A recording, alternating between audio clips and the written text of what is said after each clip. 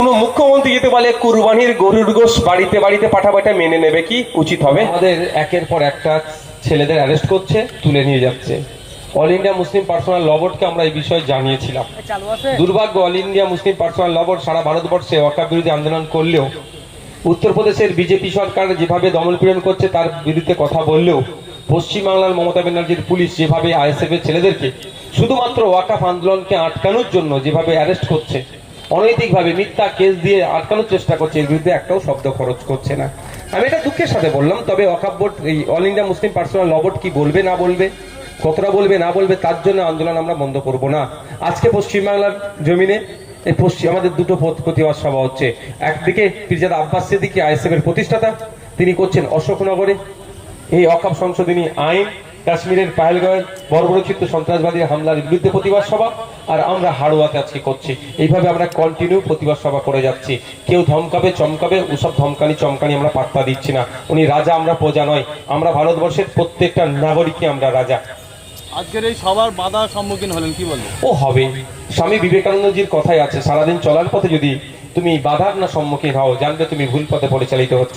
তো স্বামীজির কথাটাকে সামনে রেখে বলছি, যত বাধা বিপত্তির সম্মুখীন হবো, তার মানে আমরা আমাদের কনফিডেন্স বিল্ড আপ হচ্ছে, তা আমরা সঠিক পথে আছি। ভাইজান, কাসেম সিদ্দিকী তৃণমূলে গিয়েছে, তওয়াজ সিদ্দিকী বলেছেন যে বাইরে মাইকটা বন্ধ আছে তো, 2026 সালে সংখ্যালঘুরা ভয়ঙ্কর খেলা খেলবে এবং আপনার দল আরো বেশি সিট পাবে, এবং আপনি বললেন যে তওয়াজ সিদ্দিকী শুভবুদ্ধি উদয় হয়েছে, কি বলবেন? দেখো, আমি একটা কথা বলি, উনি আমার চাচা যান, যদি কথা বলে থাকি আমি সেটাও প্রত্যাহার করছি, কারণ আমার চাচা যান সম্পর্কে আমার কোনো বক্তব্য নেই।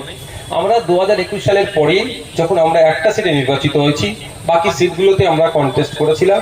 যেভাবে আমাদেরকে মিসলিড করেছিল মানে মিডিয়ার একটা অংশের মাধ্যমে তৃণমূল কংগ্রেস আর বিজেপি, আমার বড় ভাইজান একটা কথা আমাকে বলেছিল যে তুই টিকে থাক, পেছনে তাকাতে হবে না। আর আজকে আমাদের একদিকে বিশ্ববিদ্যা আছে, একদিকে তাপসদা আছে, একদিকে শামসুর স্যার আছে, একদিকে আমাদের কুতুব ভাইরা আছে। আমরা সারা রাজ্যে এই ধরনের পারসেপশন তৈরি করতে সক্ষম হয়েছি, মাঠে ময়দানে লড়াই করেছি। দলিত, আদিবাসী, মুসলমানের কথা বিধানসভার মধ্যে, বিধানসভার বাইরে, চা বাগান থেকে শুরু করে জমি ভাঙন এবং ক্ষুদ্র শিল্প থেকে শুরু করে দর্জি শ্রমিক, জরি শ্রমিক, সবার কথাই আমরা বিধানসভার মধ্যে, বিধানসভার বাইরে চর্চা করছি। ফলে সেই শ্রেণীর মানুষ নিশ্চিতভাবে বুঝতে পারছে যে তাদের হয়ে অ্যাকচুয়াল সত্যিকারের লড়াইটা কে করছে। 2026 সালে এই বিজেপি তৃণমূলের বাইনারি আর চলবে না। শুধু সংখ্যালঘু নয়, পশ্চিমবাংলার সংখ্যাগুরু সমাজের মানুষও আইএসএফ এর সাথ দিয়েছে।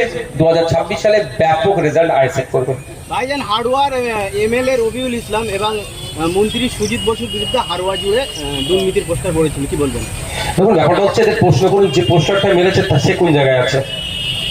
ওদের দলের তো লোক, খোঁজ নিন সে কতটা সাধু। তৃণমূলের টপ টু বটম পর্যন্ত বুকে হাত দিয়ে বলতে পারবে যে উনি দুর্নীতি করেনি। এদের দুজনের কথা ছেড়ে দিলাম, ওদের টপ টু বটম পর্যন্ত মানে চোর মাচায় সোর। বলে সর্ষে দিয়ে ভূত ভাগাতে হবে, প্রচলিত কথা। সর্ষের মধ্যে যদি ভূত যুগাটাকে ভাগাবে কি করে? তো বলছে অমুক চোর, কিন্তু বলছে কেন চোর বলতে, বলছে আমি ওই সুযোগটা পাচ্ছি না। এই হচ্ছে ব্যাপার। এদের সমূলে উচ্ছেদ করতে হবে গণতান্ত্রিক প্রক্রিয়ায়। না বিধায়ক, না মন্ত্রী, না যে পোস্টার লাগে, যে সব কটা কি আইন গণতান্ত্রিক প্রক্রিয়ায় ভোটের মাধ্যমে আমাদেরকে ব্যাটিং করে বাংলা থেকে বিতাড়িত করতে হবে। মহেশতলা নিয়ে কি বলবেন? মহেশতলা নিয়ে কতদিন আগেই তো আমাদের রাজ্য কমিটি ভিজিট করেছে। ওখানে যে ঘটনা ঘটেছে দুর্ভাগ্যজনক, নিন্দাজনক। ওখানে প্রশাসন সম্পূর্ণরূপে ব্যর্থ হয়েছে। মূল যে হোতা, যার জন্য এই ধরনের ঘটনা ঘটলো, সে তৃণমূলের ঘনিষ্ঠ লোক। আমরা দেখছিলাম জগন্নাথ ধাম উদ্বোধনের সময় সেখানে ছিল তৃণমূলের একাধিক নেতার সাথে যুক্ত, সেই এই ধরনের ঘটনা ঘটিয়েছে। আমরা বারবার বলছি, পশ্চিমবাংলায় যে সাম্প্রদায়িক উত্তেজনা হচ্ছে তার জন্য রাজ্য সরকার দায়ী, তৃণমূল কংগ্রেস দায়ী, তার প্রমাণ দিয়ে দিচ্ছে। আমি আশা করব মহেশতলার মানুষজনকে, মহেশতলা যথেষ্ট ঐতিহ্যশালী জায়গা, সম্প্রীতি ঐক্যতে তারা বিশ্বাসী। কোন রাজনৈতিক নেতাদের ফাঁদে পড়ে সম্প্রীতিকে আপনারা আর বিনষ্ট করবেন না। যত দ্রুত সম্ভব আপনারা ঐক্যবদ্ধ হবে, আপনাদের কর্মক্ষেত্রকে আপনারা এগিয়ে নিয়ে যান। আইন নিয়ে এসে শ্রম কোড, বাপের নাম ভুলিয়ে দেবে, ওর ভোঁসি নেই।